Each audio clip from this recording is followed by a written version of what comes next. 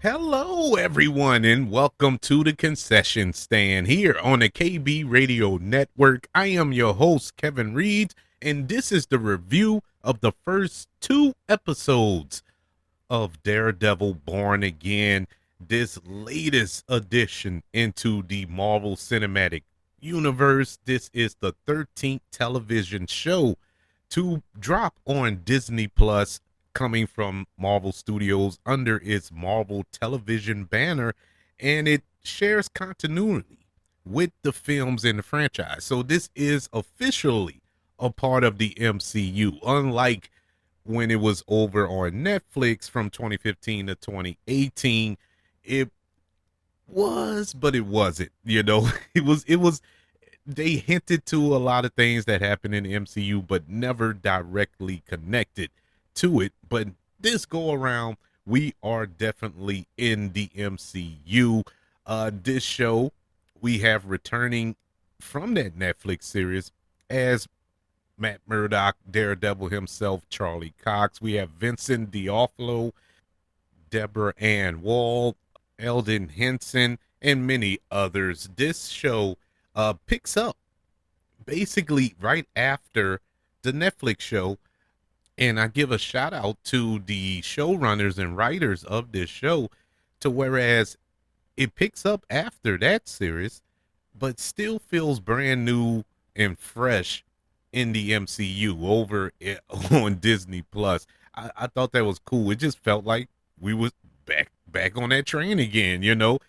Wasn't much introduction to a lot of characters.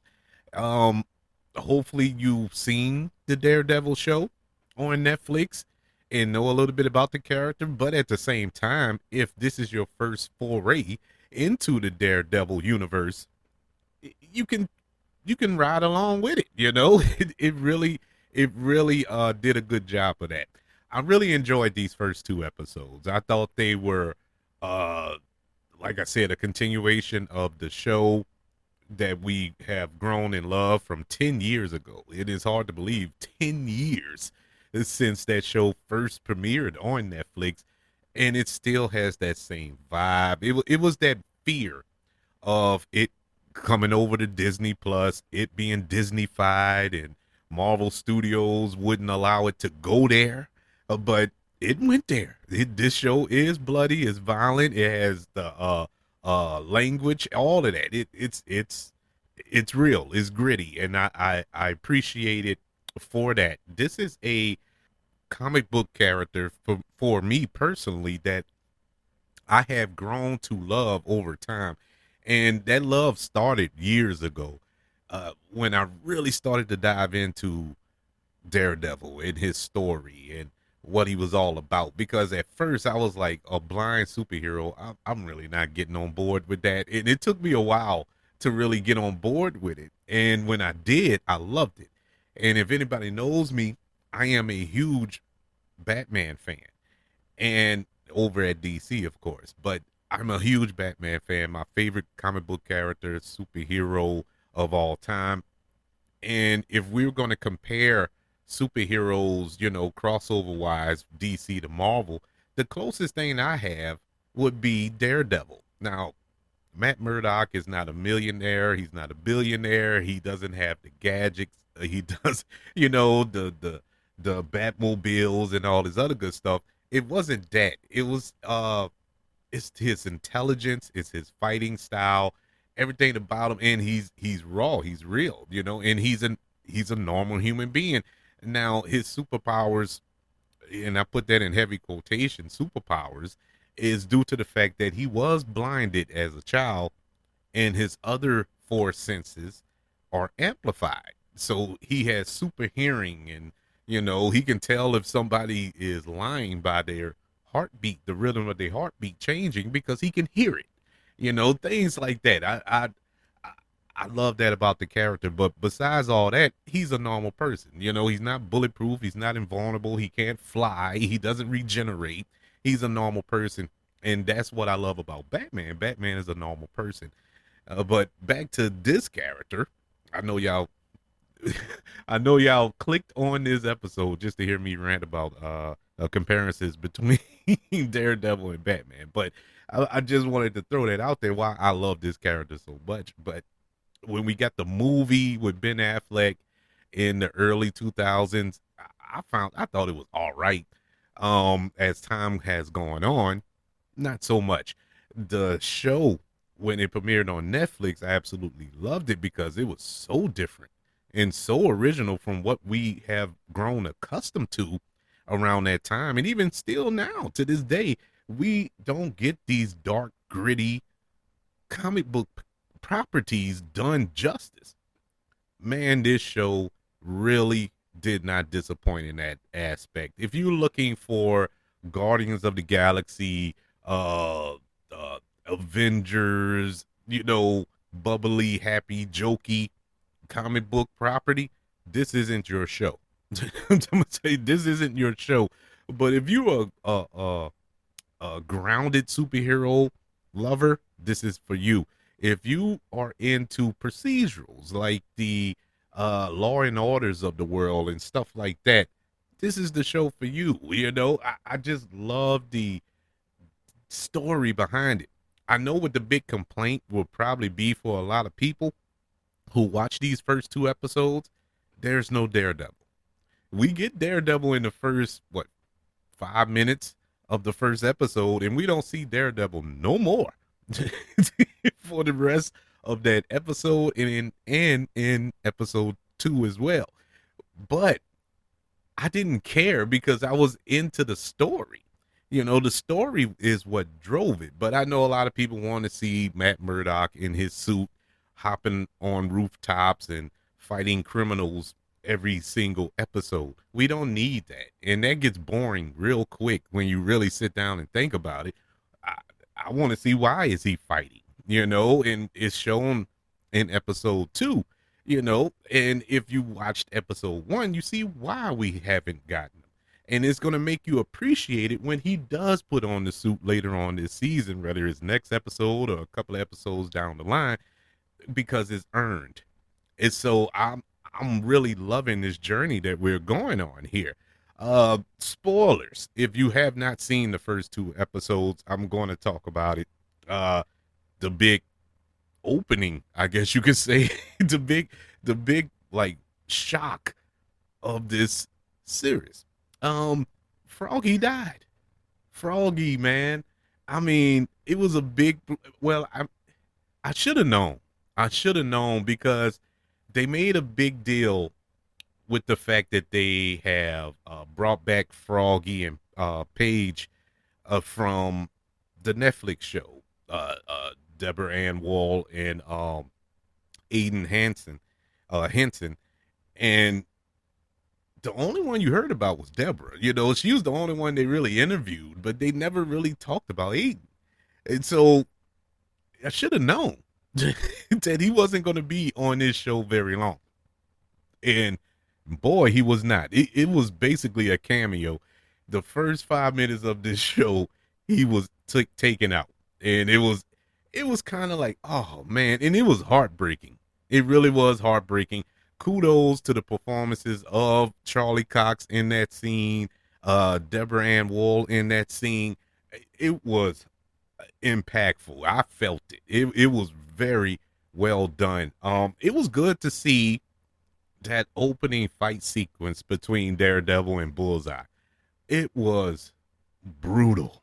And I love the camera work here. I love the cinematography in these first 2 episodes. I hope it continues throughout the rest of the series. But I love the cinematography, especially in that opening fight scene, because it was shot from it was like a lockdown camera, and these two are going at it, one single take almost, and you follow them up the stairs and they're on the rooftop and whatnot. And this lasted for about 5 minutes. They're throwing knives and utensils at each other and beating each other down and all this. It was brutal. And you get that in the first 5 minutes, and you don't see nothing like that no more for those 2 episodes. But that was enough to hold me over for these 2 episodes.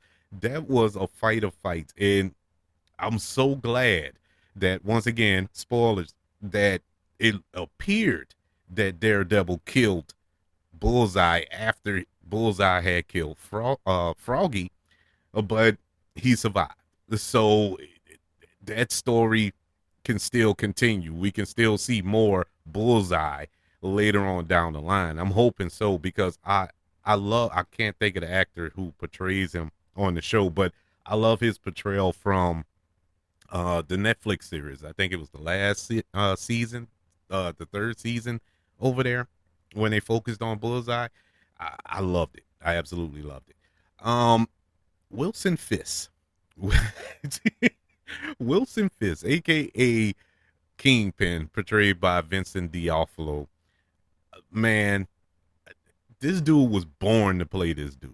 I mean, he lost weight, and I love the fact that they acknowledged that in the show. You know, when Wilson Fisk and Matt Murdock are sitting at that diner talking, and Matt Murdock tells him like, "Yeah, your steps aren't as heavy.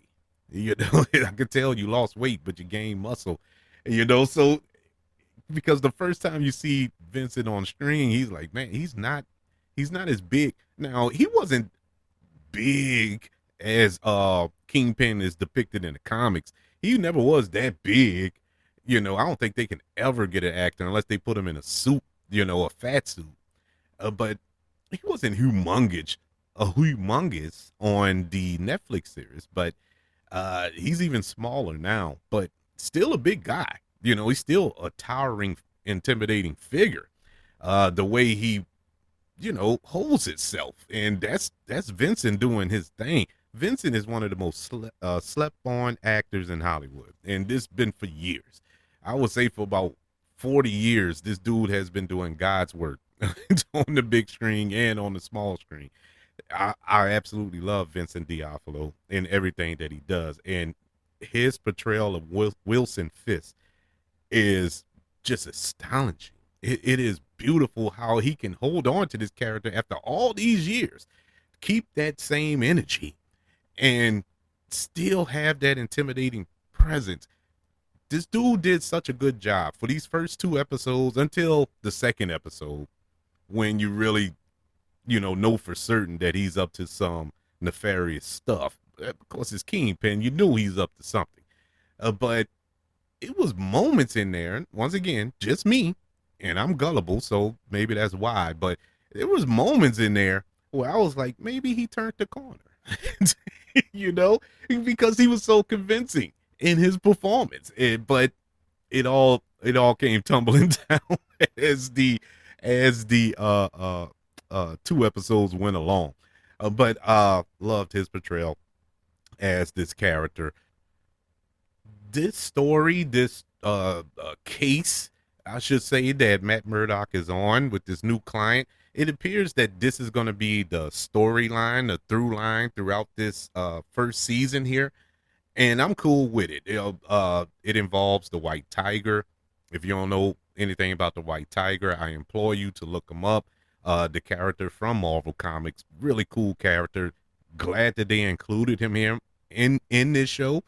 I was expecting something else when they announced that he was going to be in the show, and I'm pretty sure it's just the first two episodes. I'm pretty sure we're going to get more from this character moving forward, but for him to be locked up behind bars, it was kind of like jarring for me at first. I'm like, oh, okay, so Matt Murdock's going to defend him for the entire season, I guess. And in case you don't know, if you never read the comics, that's what Matt Murdock do. This is what he does. Yeah, by night he's Daredevil. He's defending the city. He's fighting criminals and beating the living snot out of them and all that other good stuff. But during the day, he's an attorney, and he's defending mostly superheroes. Believe it or not, he'll defend Spider-Man and all this other stuff. That's what makes him so intriguing. But like I said, overall, very good start to the season. I'm hyped going forward. I am excited. And as much as this show didn't bother me, as much as I'm over the moon excited by these first two episodes, I can clearly see if people have a problem. And I'm not saying like they look at it and it's like, oh, this is hot garbage. I mean, adding to the fact that there's no Daredevil. You know, there's no Matt Murdock dressing up in a suit and doing his superhero stuff. And uh I get it because you signed on to see a superhero show and you basically got a law procedural. And so I can understand the discord. I can understand where people would be kind of like, this ain't what I don't want to see. This is boring. It might be boring to some people, but for me, this is my type of show. This is my cup of tea, and I am definitely sipping it. I'm not going to grade these first two episodes, as you all know, if you are a continued listener to the show, and I appreciate it. And if you're new to the show, welcome. But I don't review episode by episode. I wait till the end of the season and then we do it all in one chunk. But so far, so good. I am definitely on board. Tuesday night viewing Daredevil Born Again on Disney Plus. I am all in on this. I want to know your feelings of Daredevil Born Again. Were you a fan of the Netflix series and are you excited that it's back in a new shinier paint? Because the first episode, I immediately said, yep, they have a budget now. Because there was some shots in here, like the shot in the beginning when Daredevil is running along the rooftop and the camera is following him. You know, it's like a tracking shot. I like, okay, they got money now. Because Netflix, you wouldn't have seen that shot on the Netflix series.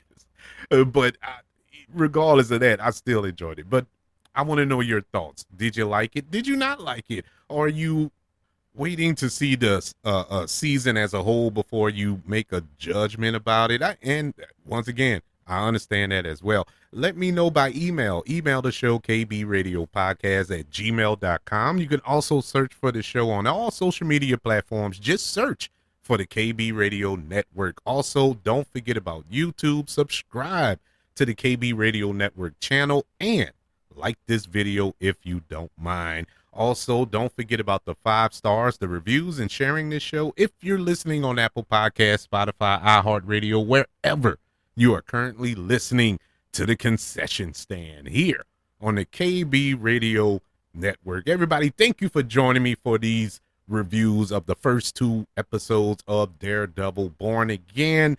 We're not going to do the week to week. We will come back to review after the season has wrapped up, but you can rest assured I will be planted in front of my television every Tuesday to watch this show. Want you all to know that I love you, continue to love everyone, and until we speak again, you all be blessed.